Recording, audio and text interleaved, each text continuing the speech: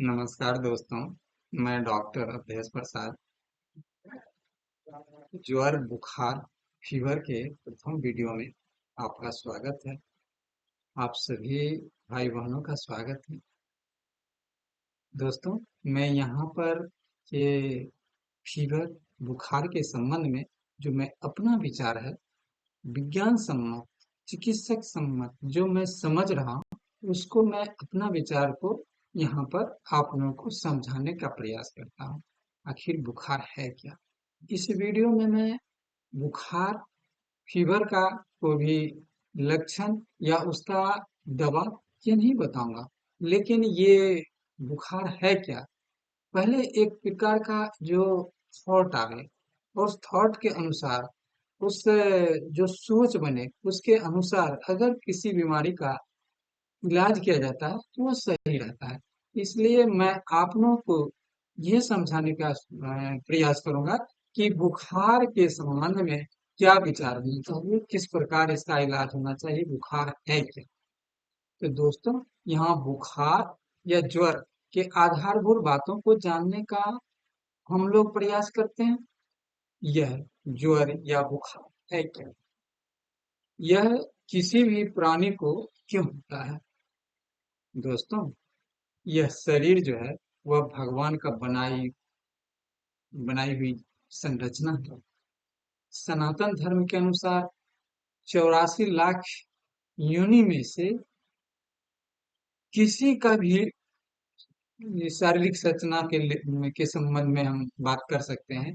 यानी कहने का मतलब है कि ये पूरे दुनिया में 84 लाख प्रकार के शरीर हैं, और शरीर में आत्मा का निवास करते हैं, जीवों जो है ये पृथ्वी पर रहते हैं।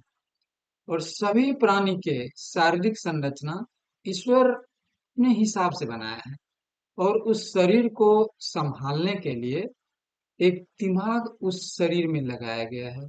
एक दिमाग दिया गया है कि उस शरीर का कैसे संचालन किया जाए, कैसे इसको सुरक्षित रखा जाए, दिमाग लगाया गया है, दिया गया है। और फिर परमात्मा ने उस शरीर की संरचना की है, और संरचना में अपना दिमाग भी बनाए हैं उस संरचना में। और फिर क्या किए हैं, जिस तरह से मोबाइल में सिम लगाते हैं ना, परमात्मा खुद अपने अंश अपना अंश अपने अंश का अति लघु अंश, अति लघु से अति लघु अंश जो है उस शरीर में डाला है, जिसे आत्मा कहते हैं। आत्मा रूपी जो अंश है, जो परमात्मा का अंश है, ये 84 लाख योनियों में प्रभु ने डाला है। और फिर उस आत्मा को शरीर में दे करके स्वतंत्र छोड़ दिया है सभी प्राणी को, कि फिर अपने ढंग से जियो। दोस्तों, अब प्रभु का कमाल यहीं से देखो। आप प्रभु का कमाल, शरीर को तो यहाँ पर संरचना कर दिए, फिर उसमें आत्मा डाल दिए, लेकिन प्रभु ने, अब बता रहा हूँ कि प्रभु ने क्या कमाल किया यहाँ पर। यह आपके शरीर का कुछ क्रिया विधि आपको दिया है, जिस क्रिया विधि पर आपका अधिकार है। आप अपने शरीर का जो क्रिया विधि है वो आप कर सकते हैं। लेकिन बहुत सारा क्रिया विधि जो एक शरीर का, प्रत्येक व्यक्ति के, प्रत्येक प्राणी के शरीर का बहुत सारा क्रिया विधि जो है वह अपने लघु आत्मा जो है वो उस पर छोड़ दिए हैं। उस पर आपका अधिकार नहीं है, उस पर वो प्रभु का ही अधिकार है।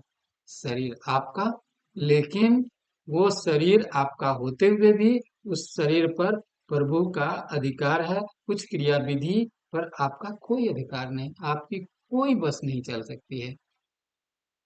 दोस्तों, यहाँ पर ही अगर कोई इंसान यह बोलता है कि भगवान नहीं है, अगर भगवान नहीं तो उससे कुछ सवाल तो कर लो दोस्त।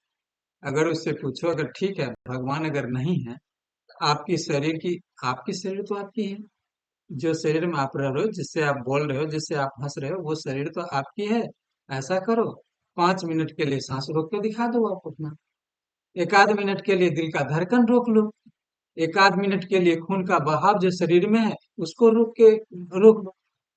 इंसान, एक समझदार इंसान यहीं से परमात्मा के अस्तित्व को स्वीकार करेगा और परमात्मा को मानना शुरू कर देगा। दोस्तों, ईश्वर दर्शन में तो मुझे अत्यधिक रुचि है। नंगी आंख से मैं ईश्वर को देखता हूँ, लेकिन शारीरिक स्वार्थ जो प्रकृति प्रदत्त है के कारण मैं जस का तस हूँ। दोस्तों मैं आगे बुखार के विषय में बात करना चाहूंगा। इसमें शारीरिक ईश्वर दर्शन के रूप में आगे नहीं बात करना चाहूंगा। हाँ दोस्तों, बुखार क्या है? ये बुखार क्या है? मानव प्राणी के शरीर का सामान्य तापमान जो होता है वह 98.6 डिग्री फ़ारेनहाइट होता है, या ये कह लीजिए कि 37 डिग्री सेल्सियस होता है। जब अपनी गलती से हो या किसी परिस्थिति के कारण हो, मौसम के कारण हो, प्रकृति के परिस्थिति के कारण हो, या किसी कीड़े मकोड़े के डंक मारने के कारण हो, या शरीर के अंदर कुछ ऐसी बीमारी के कारण हो, जब हमारे शरीर को प्राकृतिक रूप से अधिक काम करने पड़ते हैं, जब अधिक काम शरीर करता है तो क्या होता है? शरीर का तापमान सामान्य से बढ़ जाता है। जितना सामान्य तापमान शरीर का रहता है उससे बढ़ जाता है। इसे ही हम लोग बुखार या ज्वर, फीवर कहते हैं। इसे ही फीवर के रूप में हम जानते हैं। दोस्तों, बुखार जानलेवा नहीं होता है। बुखार के कारण कोई भी रोगी नहीं मरता है। यहाँ मेरी बात बहुत सारे डॉक्टर को भी नहीं पचेगा, लेकिन मैं यही मानता हूँ कि बुखार, ज्वर, फीवर कोई रोग है ही नहीं। जिस प्रकार दर्द कोई रोग नहीं है, उसी प्रकार ज्वर या बुखार कोई रोग नहीं है। यह तो यानी बुखार तो हमारे शरीर के अंदर जो कुछ गड़बड़ियां हैं, गड़बड़ियों को हमारा शरीर जो है अधिक तापमान दिखा करके हमें उसकी सूचना देता है कि हमारे शरीर के अंदर कुछ गड़बड़ियां हैं। कोई भी इंसान बुखार होने के निहित कारणों के कारण मरता है। बुखार जो है, उस इंसान को बुखार क्यों है, किस कारण से बुखार बुखार है, शरीर के अंदर जो गड़बड़ी होती है उसके कारण इंसान मरता है, न कि बुखार के कारण इंसान मरता है। बुखार से किसी इंसान की मृत्यु नहीं होती। इसलिए प्रत्येक इंसान को बुखार का इलाज से अच्छा है उसके निहित कारणों का इलाज करना चाहिए। बुखार तो स्वतः चल जाएंगे। अगर बुखार किस कारण से आ रहा है, अगर उस कारण का इलाज हो जाए, उसके शरीर में क्या गड़बड़ी है उसका अगर इलाज हो जाए तो बुखार रहेगा नहीं। बुखार तो स्वयं चला जाएगा, बुखार बिल्कुल ठीक हो जाएगा। प्रत्येक रोगी को, ये डॉक्टर या वैद्य को, बुखार के निहित कारणों को ढूंढना चाहिए और उनका ही दवा देना चाहिए, उनका ही इलाज करना चाहिए, चाहे जिस पैथी से करते हो।